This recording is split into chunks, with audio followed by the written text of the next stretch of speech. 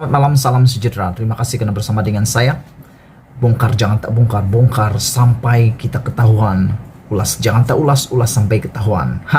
Malam ini kita mau cerita tentang adakah Ismail Sabri Yaakob membuat keputusan untuk buat U-turn? Adakah Ismail Sabri Yaakob membuat keputusan yang mengecewakan rakyat?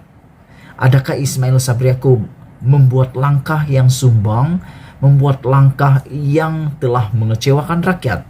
Ini kali pertama kita benar-benar terkejut dengan apa yang bakal diumumkan ini. Menurut satu laporan dan sedang hangat di dalam media sosial, di Twitter, di Instagram, di Facebook, bahkan dalam YouTube sendiri, dikatakan bahwa rang undang-undang lompat parti yang selama ini ditunggu-tunggu oleh rakyat sebagai salah satu penyelesaian kepada masalah kemelut ketidakstabilan politik Malaysia yang menjadi punca ramai katak politik lompat sini lompat sana sehingga 3 orang Perdana Menteri akhirnya bersilih ganti, 2 orang telah dipecat ataupun letak jawatan kerana gara-gara katak lompat ini.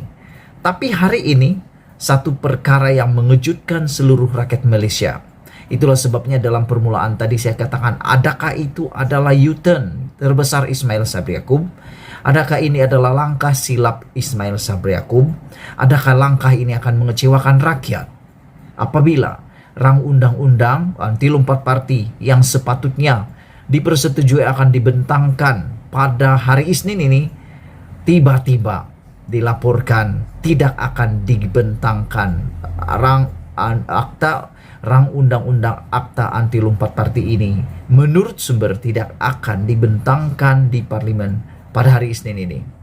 Pada saya secara pribadi sebagai pemerhati politik di Malaysia, saya amat terkejut dengan keputusan ini karena salah satu dalam MOU Pakatan Harapan adalah rang undang-undang anti lompat parti dibentangkan dan diluluskan.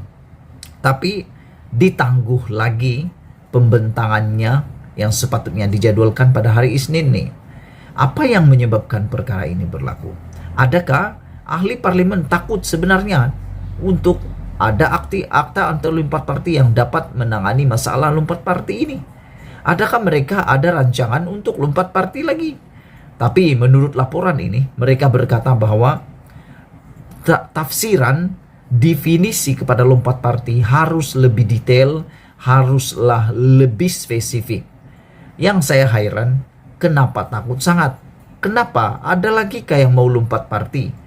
Bagi sebagai netizen, kita sebagai rakyat, kita sangat mengharapkan akta anti lompat parti ini, rang undang-undang akta anti lompat parti ini cepat-cepatlah dapat diluluskan. Bukan untuk melindungi ahli parlimen, tetapi melindungi rakyat sebagai pengundi. Kita tidak lagi suka, kita sudah muak dengan melihat lompat sini, lompat sana. Bila sudah tidak suka, lompat lagi. Yang paling mengecewakan, apabila kerajaan mereka ataupun parti mereka dahulunya daripada pembangkang tiba-tiba jadi, daripada kerajaan tiba-tiba jadi pembangkang, akhirnya lompat lagi. Kerana sudah tidak sehaluan dengan parti. Walhal pada pendapat saya, mengejar untuk menjadi kerajaan, untuk mendapatkan sesuatu. Jadi ini amat mengecewakan, membuatkan rakyat muak. Bahkan sudah ada bukti rakyat tidak suka dengan perkara itu. Dalam rekod PRN Johor, Melaka dan Sarawak, beratusan jumlah pengundi turun mengundi, buang undi, amatlah mengecewakan kerana sangat rendah peratusan turun mengundi. Ini bukti rakyat sudah tidak percaya lagi terhadap YB, ahli-ahli parlimen yang telah menyebabkan lompat parti. Karena Anda lompat parti, rakyat sudah hilang kepercayaan untuk mengundi. Karena pada pendapat mereka, dan saya juga pernah terfikir, buat apa mengundi kalau sudah diundi nanti menang, dia lompat parti. Buat apa mengundi kalau yang kita undi itu sudah menang, akhirnya dia pula mengecewakan kita. Mandat yang kita berikan itu dirampas, dikhianati, bahkan apa yang kita kehendaki, parti yang kita menang akhirnya jadi kalah pula. Yang kalah jadi menang pula.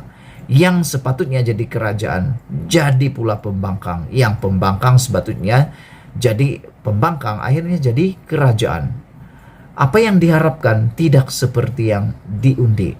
Ini menyebabkan rakyat sangat kecewa. Bukan karena kita takut COVID-19 semata-mata, tapi perasaan kecewa itu.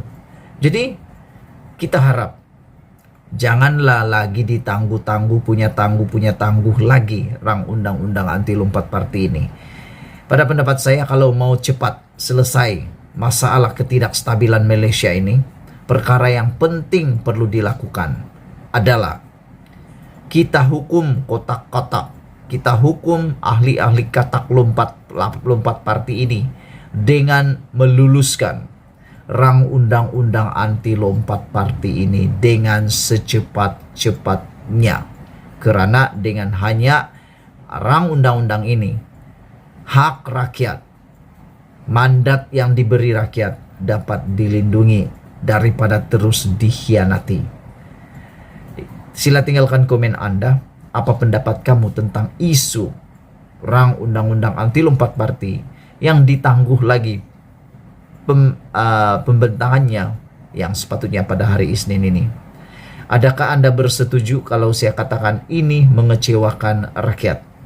Keputusan Ismail Sabri bersama dengan kabinet untuk menangguh lagi pembentangan RUU anti lompat parti ini amat mengecewakan rakyat. Adakah ini akan menjadi puncak rakyat hilang sabar dan hilang kepercayaan kepada Ismail Sabri Yaakob sebagai Perdana Menteri? Kerana inilah yang sebenarnya ditunggu-tunggu oleh rakyat Malaysia.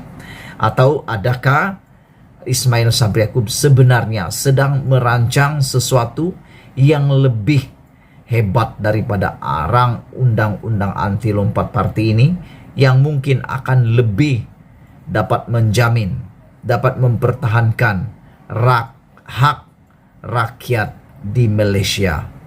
Ataupun adakah rang undang-undang anti lompat parti ini hanya jadi hayalan di dalam negara Malaysia? Kita tidak mengharapkan perubahan besar di dalam Parlimen Malaysia. Kita hanya mengharapkan perubahan kepada sifat lompat-lompat parti ini.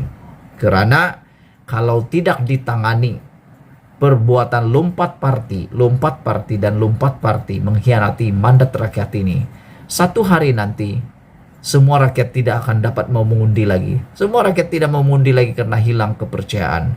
Bahkan ini akan menyebabkan negara kita akan terus-menerus dalam kancah ketidakstabilan politik. Sekian dulu untuk kali ini. Tinggalkan komen Anda. Kita jumpa lagi. Bye-bye.